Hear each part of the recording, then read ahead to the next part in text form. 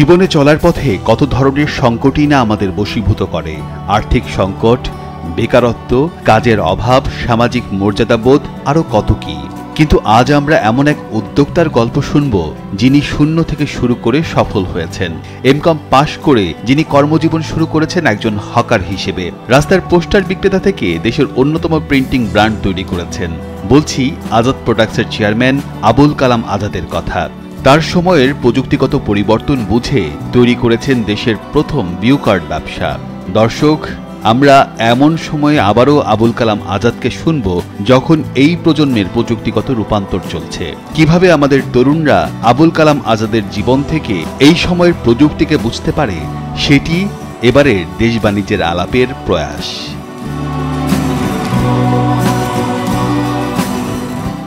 দর্শক, স্বাগত দেশ বাণিজ্যের আলাপে। সঙ্গে আছি আমি রিয়াজ সেজান। গল্প আড্ডায় অর্থনীতিকে সহজভাবে উপস্থাপন এবং অর্থনীতির মানুষ সম্পর্কে জানাই আমাদের এই আয়োজনের অন্যতম উদ্দেশ্য। আজ যেমনটি দেখছিলাম, আজ আমাদের সাথে এমন একজন আছেন যিনি একেবারেই শূন্য থেকে উঠে এসে একজন বড় সফল উদ্যোক্তা হয়েছেন। তার গল্প থেকে আসলে কিভাবে অনুপ্রেরণা নেওয়া যায়, মূলত তার সময়ের প্রযুক্তি ব্যবহার করে তিনি সফল উদ্যোক্তা হয়েছেন। তার অভিজ্ঞতা, এখনকার সময়ের প্রযুক্তি আমরা কিভাবে ব্যবহার করতে পারি, একেবারে শূন্য থেকে এখনকার তরুণ কিভাবে এত বড় উদ্যোক্তা হতে পারে, সেই বিষয়ে আসলে আজকে আমাদের জানার এবং তার সাথে আমরা পরিচয় করিয়ে দিচ্ছি। আমাদের সাথে আছেন আজাদ প্রোডাক্টসের কর্ণধর জনাব আবুল কালাম আজাদ। আপনাকে স্বাগত জানাচ্ছি দেশ বাণিজ্যে। ধন্যবাদ আপনাদের। আপনার গল্প আসলে আমরা খুব ছোটবেলা থেকেই দেখেছি, মানে জেনেছি। বাংলালিংক যখন একটা অ্যাড করলো, এত জনপ্রিয় হলো যে একটা কিশোর পাশের বাজার থেকে নারকেল কিনে নিয়ে এসে আরেক বাজারে বিক্রি করে, যেখানে একটু বেশি দামে নারকেল বিক্রি হয়। এবং ওই অ্যাডে আমরা দেখলাম যে ওই কিশোরটা যখন নৌকা করে যাচ্ছিল, নৌকাটা কোনো কারণে ঝড়ে বা কোনো কিছুতে উল্টে গেছে। ওর তখন থেকে প্রতিজ্ঞা একজন জীবনে একজন বড় সফল উদ্যোক্তা হবে। এই প্রতিজ্ঞায় আজকে আপনি এই জায়গায়। গল্পটা আসলে কি, মানে এটা কি কিছুটা বাড়িয়ে বলা, না গল্পটা এমনই ছিল? শুধু আগুন দেওয়াটা বেশি ছিল আর কি। আগুন কিন্তু ওই সময় কেউ আজাদ ওই দোকানে দেয়নি। আর সব কিছুই সত্যি। মেট্রিক পরীক্ষা দেওয়ার পরে 3 মাস সময় থাকে রেজাল্ট আউটের জন্যে। তখন আমি বাবার সাথে আমাদের হাটে যাই, শরীয়তপুরের গোসাইর হাট, না এটাকে বলে হলো খাসির হাট। আমাদের গ্রামের অর্থকারী ফসল হলো পাট, জুট, মরিচ। তখন পাট বিক্রি করে আমরা ইলিশ মাছ কিনবো। আর এই সময়টায় প্রায় মনে হয় কাঁঠাল কিনবো। বাবার সাথে যখন কাঁঠাল কিনতে যাই, তখন ওখানে দেখি নারিকেল, শুকনো নারিকেল। পরে নারিকেলের দাম জিজ্ঞাসা করলাম, তখন সে বলল নারিকেলের দাম 8 আনা। তখন আমি যখন জানলাম এটা 8 আনা, তার পরের সপ্তাহে বাবার সাথে অন্য একটা হাটে গেলাম। আগের হাটে ছিল 8 আনা, এখানে হলো 10 আনা, 2 আনা লাভ। তখন আমি মনে করি এই যে রেজাল্ট আউটে 3 মাস সময়, এই সময় যদি আমরা নারিকেল বিক্রি করি এক হাটের থেকে এনে আরেক হাটে, তাহলে কেমন হয়। মানে 3 মাসে আমাদের প্রায় ওই সময় প্রায় 25 কি 28 হাজার টাকা লাভ হয়েছিল। ইতিমধ্যে আমাদের মেট্রিক পরীক্ষার রেজাল্ট বের হলো। বাবা আমাকে জোর করে মোস্তফাপুর, মাদারীপুরের মোস্তফাপুর পিটিআই কলেজে ভর্তি করিয়ে দিল। কিন্তু ওই যে আমার ব্যবসার প্রতি একটা ঝোঁক চাপছে মাথায়, কিন্তু ওর থেকে আমি আর বের হয়ে আসতে পারিনি। তখন পালিয়ে আমি বলছি আমি আর লেখাপড়া করবো না, আমি ঢাকা যাব। ঢাকা শহরে আনাচে কানাচে ঘুরতাম, দেখতাম স্বল্প পুঁজি দিয়ে কিভাবে ব্যবসা মানুষ করে। ইন দি মিন টাইম এভাবে দেখতে দেখতেই একদিন দেখি স্টেডিয়ামের গেটে একজন পোস্টার বিক্রি করতেছে, নন বেঙ্গলি। তার কাছে জিজ্ঞাসা করি, ভাই পোস্টারগুলি কোত্থেকে আনেন, কেন আনেন, কত দাম, কীভাবে বিক্রি করেন, আপনাদের ক্রেতা কারা, এরকম প্রশ্ন করি। ওই লোক বলতেছে কি আপনি আবার ব্যবসা করবেন না কি, যান ফুটেন। তখন আমি বললাম না ভাই, ব্যবসা না, আমি কিনবো। তখন আমি তার কাছ থেকে একটা লাল গোলাপ কিনলাম, পোস্টার কিনলাম আর কি।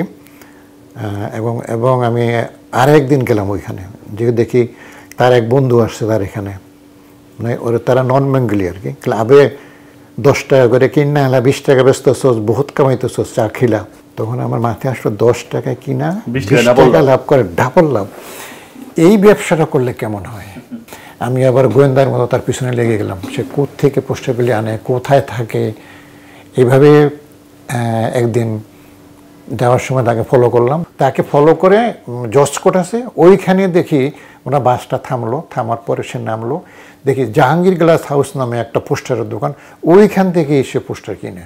তখন আমি তাকে বললাম আমি ছাত্র মানুষ, আমি বিএ পাস করছি। তখন ওনাকে আমি 4,500 টাকা দিলাম, উনি আমাকে 5,000 টাকা পোস্টার দিয়ে বলল যদি আরও লাগে আপনি আমার কাছে আইসেন, আমি আপনাকে সহযোগিতা করব। এবং সেই যে আসার পরে আর কি আমি স্টেডিয়ামের মহাবারান গেটের ওখানে আমি পোস্টার প্রথম লাগাই। জীবনে প্রথম থেকে আমার চিন্তা ভাবনা ছিল বেশি সেল করব, কম লাভ করব। যেহেতু আমি 12 টাকা করে কিনেছি, আমি 2টা 35 টাকা 30 টাকায় মানে 45 টাকা এরকম সেল করে বিক্রি করছি। যখন এগুলি বিক্রি হাতে নিয়ে যখন সে যদি ওই নন বেঙ্গলি ভদ্রলোকের কাছে যখন যায় তখন সে জিজ্ঞাসা করে তোমারটা কত, আমারটা 2টা 35। আমি বললাম, ওরা বলতেছে আমি 35 টাকা দিয়ে এনেছি। কোথেকে এনেছো? বলো যে মহামারান গেটে আরেকজনে বিক্রি করে। তখন আর কি সে আইন শৃঙ্খলা বাহিনীর সহায়তায় আমাকে ওখান থেকে উঠিয়ে দেয় এবং আমার পোস্টারগুলি ছিঁড়ে ফেলে। তারপরেও কিন্তু আমি দমে যাইনি। কিন্তু তার পরবর্তী সময়ে আমি ঢাকা শহরের স্টেডিয়াম, বাইতুল মোকাররম, নিউ মার্কেট, তারপরে এখন যেখানে সংসদ ভবন ওখানে মেলা হতো ওইখানে এই পোস্টারগুলি আমি হেঁটে হেঁটে বিক্রি করেছি। আমার সাথে একজন সহযোগী ছিল, আমি পিছনে পিছনে ছিলাম। আপনি তো এইখানে এই যে ব্যবসা করছিলেন, তারপর আপনার কেন মনে হইলো যে আপনি নিজেই পোস্টার বানাবেন? এবং পুঁজিও তো খুব বেশি ছিল না, আপনি মানে এই পুঁজিটা কিভাবে ম্যানেজ করে আবার পোস্টার বানানোর উদ্যোগটা নিলেন? এমন একটা সময় আসলো, আমরা হোলসেলে যখন পোস্টার কিনতাম 12 টাকা 13 টাকা করে, তখন হঠাৎ করে তারা একজন মানে অন্য একজনের সাথে দাম বাড়িয়ে দিল। তখন আমি অনুভব করলাম পোস্টার গায়ে লেখা আছে CM gallery made in Thailand, ওখানে টেলিফোন নম্বর দেওয়া আছে। তখন আমার মনে মনে প্রশ্ন হলো, আমি যদি সিএম গ্যালারিতে যাই, থাইল্যান্ডে যাই, ওই ফোন নাম্বার দেখে কোম্পানির সাথে কন্ট্যাক্ট করি, তাহলে তো মানে আমি কম দামে নিতে পারবো।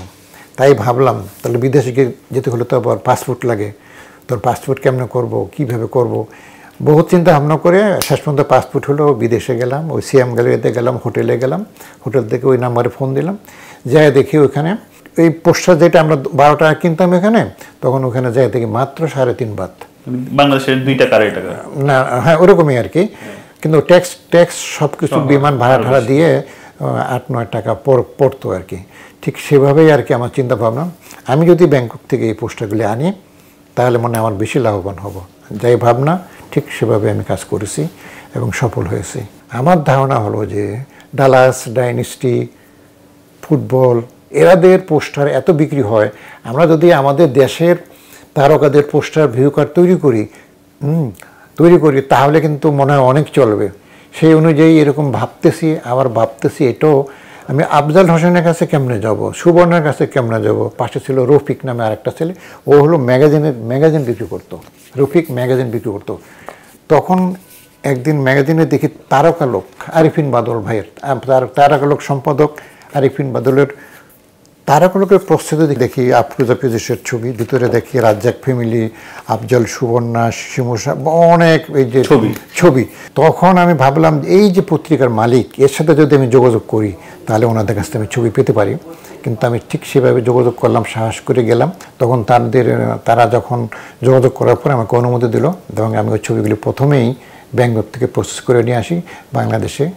অন্য প্রেস বাংলা নামে একটা প্রেস টিকাতলি, ওখান থেকে ছাপাই।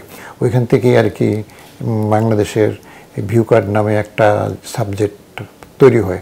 ইন দি মিন টাইম যে মাঝি ভাই এবং আরিফিন বাদল সাহেবের সাথে মানে পত্রিকার মালিকানা নিয়ে বিরোধ দেখা দেয়।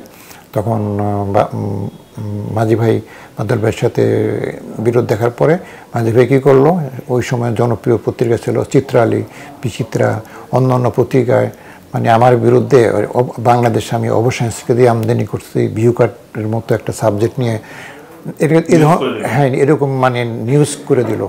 এই নিউজ করার পরে আমি দেখি আমি ভিউ কার্ড ছাপিয়ে সারতে পারি না, মানুষ কিনতে আসে। মানে এত জনপ্রিয়তা। যখন নেগেটিভ নিউজ আসলো তো বিভিন্ন পত্রিকায়, তখন চিত্রালী, মার্কেটিং, আমার বিনা ভাষায় মার্কেটিং, ওইভাবে আর কি আমি মার্কেটিং প্রাথমিক পর্যায়ে এইভাবে আসলে আজাদ প্রোডাক্টসের উৎপত্তি। একটা বিরতি নেওয়ার সময় হয়েছে, বিরতির পর আসলে আমরা বর্তমান সময়টা নিয়ে আলাপ করবো, আপনার সময়ের সাথে বর্তমান সময়টা একটু রিলেট করতে চাই। থাকুন আমাদের সঙ্গে। দর্শক, চলছে দেশ বাণিজ্যের আলাপ, এটা বিরতি নিচ্ছি, সঙ্গেই থাকুন। আরেকবার স্বাগত জানাচ্ছি দেশ বাণিজ্যের আলাপে। আমাদের সঙ্গে আছেন আজাদ প্রোডাক্টসের কর্ণধর আবুল কালাম আজাদ। যে আপনার সাথে গল্প শুনছিলাম আপনার আজাদ প্রোডাক্টস তৈরি হওয়ার গল্পটা, কিন্তু আপনি এমন একজন ব্যক্তি যিনি একেবারে শুরুর দিকে, যখন আমাদের দেশে ভিউ কার্ড বা এই ধরনের প্রচলন ছিল না, আপনি তখন ব্যবসা শুরু করেছেন। এখন প্রযুক্তি এমন লেভেলে এসেছে যে আসলে আমাদের এখন আর ভিউ কার্ডের প্রয়োজন নাই, আমরা এআই দিয়ে বললেই কারো ছবি তৈরি করে ফেলতে পারি। এই যে প্রযুক্তিগত পরিবর্তন, ট্রান্সফরমেশনটা আপনি কিভাবে দেখেন আপনার সময়? প্রযুক্তির এই সাফল্যকে আমি স্বাগত জানাই। তবে কিছু কিছু ক্ষেত্রে কিন্তু মায়ের হাতের রান্না, মানে অরিজিনালি কার্ড একটা প্রেজেন্ট করা কাউকে, তার কিন্তু অন্য ধরনের একটা ইমেজ আছে, ভালো লাগা আছে। আর মায়ের হাতে রান্না আর চাইনিজ খাওয়ার, মানে বিভিন্ন ধরনের ফাস্টফুড খাওয়া এক না। এখনও অনেক ব্যক্তি আছে নিজেরা বন্ধুকে বান্ধবীকে কার্ড দিচ্ছে। এটা তো বাণিজ্যের জন্য আসলে খুব একটা ভালো না। আপনার এই ব্যবসাটা প্রযুক্তির সাথে সাথে, যেহেতু আপনি প্রযুক্তিকে নির্ভর করি আপনি আজকে এই জায়গাটায়, প্রযুক্তির সাথে সাথে আপনার মানে এখানে নতুনত্ব তৈরি করার সুযোগ ছিল কিনা? ছিল, কিন্তু যখন এই ছিল বললেন, কিন্তু তখন আমি কিন্তু আর্থিক দিক থেকে মানে অসুস্থ ছিলাম। কারণ আমার এই প্রতিষ্ঠানটা গ্র্যান্ড আজাদ হোটেল বন্ধ হয়ে যায়, আজাদ সেন্টারটা ইসলামী ব্যাংকের কাছে দায়বদ্ধ ছিল। তখন আমি যে নতুনভাবে কিছু সৃষ্টি করব, সেই সুযোগটা আমার ছিল না। এই সমাজে অনেক যুবককে দেখি হতাশ, কিছু করতে পারছে না, বেকার হয়ে ঘুরছে। কিন্তু জিরো থেকে একেবারে ফুটপাতে কিছু জিনিস বিক্রি করে এমন কিছু করা যায়, সেই গল্প যদি আমরা উদাহরণ টানি, আপনার উদাহরণটা আমরা টানতেই পারি। তো এই হতাশ বা যুবকদের জন্য তারা আসলে কিভাবে শূন্য থেকে শুরু করতে পারে, তাদের ভাবনাটা কি হওয়া উচিত এই সময় এসে? রমনা পার্কে আমি হাঁটতে যাই, জানি না মানুষ কী ভাববে, এই যে মটরশুঁটি, ঘুমনি মানে বিক্রি করে, মানে কাঁচা ছোলা যেটাকে বলে, ছোলার সাথে বিভিন্ন ধরনের বাদাম, খেজুর সব কিছু মিলিয়ে সকালের একটা নাস্তা বিক্রি করে মাত্র 20 টাকা। তখন আমি তাকে জিজ্ঞাসা করলাম, ভাই আপনার ক্যাপিটাল কত? বললো আমার ক্যাপিটাল কত, 2000-3000 টাকা হবে। কত লাভ হয়? এরকমই লাভ হয়। তখন আপনি জিজ্ঞেস করলাম, এইটি আপনার ব্যবসা? বললেন, না স্যার, আমি একজন মুয়াজ্জিম, সকাল থেকে মানে 6টার থেকে আমি 9টা পর্যন্ত এখানে বিক্রি করি, এখানে আমার ডেলি 2-3 হাজার টাকা লাভ হয়। এই যে আপনি তরুণদের বলবেন, তারা বাপ দাদার সম্পত্তি বিক্রি করে বিদেশ যাবে, লিবিয়া যাবে, ওই সাগরে ডুবিয়া মরবে, কিন্তু নিজে একটা কিছু কষ্ট করে খাবে, সেটা ওদের ভালো লাগে না, লজ্জা লাগে। আমি আবুল কালাম আজাদ বিএ পাস করে যদি ফুটপাতে ব্যবসা করতে পারি, তোমরা পারবে না কেন? আমার এই যে বাইতুল মোকাররম আজাদ প্রোডাক্টের সামনে কত ছেলেপেলেরা মানে গার্মেন্টসের মাল বিক্রি করে, আমি ওদের একজন প্রিয় কাস্টমার। ওদের কাছ থেকে আমি যখন কিছু কিনতে যাই, ওরা কি খুশি, আনন্দ যে আমাদের ওখান থেকে আজাদ সেন্টার দেখা যায়, সেই আজাদ সেন্টারের মালিক আসছে আমাদের কাছ থেকে শার্ট প্যান্ট কেনার জন্য, ওরা কী যে খুশি হয়, অকল্পনীয় খুশি। মাঝে মধ্যে ওদের জিজ্ঞাসা করে লাভ কত হয়, কেমন বিক্রি করো, ইউ বিলিভ ইট, ওরা ডেইলি 8-10 হাজার টাকা লাভই হয় শুধু। কিন্তু এই যে তরুণ উদ্যোক্তা বলবেন, আমার আজাদ প্রোডাক্টেরই একটা সহযোগী সংগঠন আমরা বেকার যুবকদের জন্য করেছি। আমার উদ্দেশ্য হলো আমরা বড়দের শ্রদ্ধা করব, ছোটদের স্নেহ করব এবং তোমাদের ব্যবসা বাণিজ্যে হাত করে দিব। আমি হাত করে দেওয়ার জন্য পত্রিকায় বিজ্ঞাপন দিয়েছি, অনেক চেষ্টা করেছি। ওই যে বললাম, এই দেশের রাজনৈতিক কুলসিত রাজনৈতিক দলগুলো এই বেকার যুবকদের নষ্ট করে ফেলেছে, অনেক নষ্ট করে ফেলেছে। ওরা বলে আমরা প্রতিদিন 1000-5000 টাকা করে অর্জন করি, আপনি এই আমরা করি, আমি কী লাভ করব? আমরা এইসব ছোটোখাটো ব্যবসা বাণিজ্য করে আমাদের কোনো পোষাবে না। আমি নিরাশ। আপনার একটা উদ্যোগ আছে রত্নগর্ভা মা, এবং এটা বেশ আলোচিত। মানে আপনি কিভাবে ভাবলেন যে সফল ব্যক্তিদের মাদেরকে আসলে সম্মানিত করা উচিত? আপনার এই আইডিয়াটা একটু শুনি, এটা কিভাবে আপনারা করছেন সেটা একটু শুনি। স্বাধীনতা উত্তর 70-র পরের দিক থেকে আমি বলি, শিক্ষাঙ্গনে যে একটা নৈরাজ্য সৃষ্টি ছিল, নকলের প্রবণতা ছিল, পরীক্ষা কেন্দ্রে মানে বহিরাগত দ্বারা শিক্ষক, তারপর মা বাবা আক্রান্ত হয়েছে, মানে মারা গেছে, এরকম ঘটনাও ঘটছে। এই সমস্যাটা আমরা কিভাবে সমাধান করতে পারি? তবে আমি মনে করি যে আমরা যদি এই ব্যাপারে মায়েদের সচেতন করি, মায়েরা তো হলো আমাদের পারিবারিক মূল শিক্ষক, প্রধান শিক্ষক কিন্তু মা যদি একজন অশিক্ষিত হয়, সে কিন্তু সন্ধ্যার সময় তার সন্তানকে বলে, এই পড়তে বসছ না কেন, পড়তে বসো, এটা কিন্তু মা বলে। আর যারা যে সমস্ত মায়েরা 8, 9, 10 মেট্রিক পাস আছে, তারা তো প্রাথমিক শিক্ষকই বটে। তখন আমার ধারণা হলো, আমি যদি মায়েদের সচেতন করি, তাহলে কিন্তু শিক্ষার মেরুদণ্ড উন্নত হবে, শিক্ষার মান উন্নত হবে, মানুষ সচেতন হবে, ছাত্র জনতা, শিক্ষক, বহিরাগত সবাই সচেতন হবে। এবং ওই শিক্ষার পরিবেশ উন্নয়ন করা, এবং আজকের যে আমার এই সফলতা দেখে যেতে পারেননি আমার মা।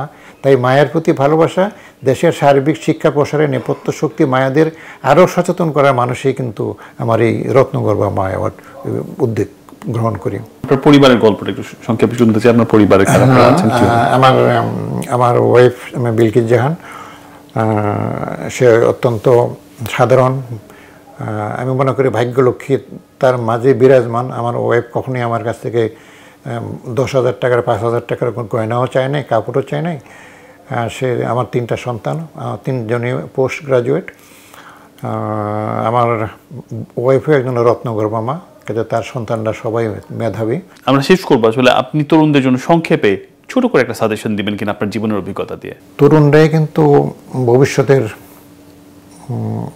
অগ্রদূত, অগ্রগামী, এবং আমি মনে করি প্রত্যেকটা তরুণকে লেখাপড়ার ফাঁকে ফাঁকে ব্যবসায় হাত খুলে দেওয়া দরকার।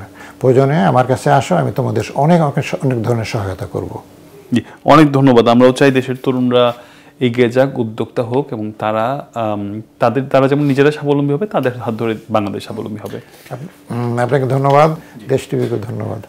দর্শক, এতক্ষণ আমরা ছিলাম দেশ বাণিজ্যের আলাপে। আমরা শুনছিলাম একজন সফল উদ্যোক্তার গল্প। আবারও নতুন কোনো মানুষের সাথে আলাপ করবো আগামী পর্বে, সঙ্গেই থাকুন।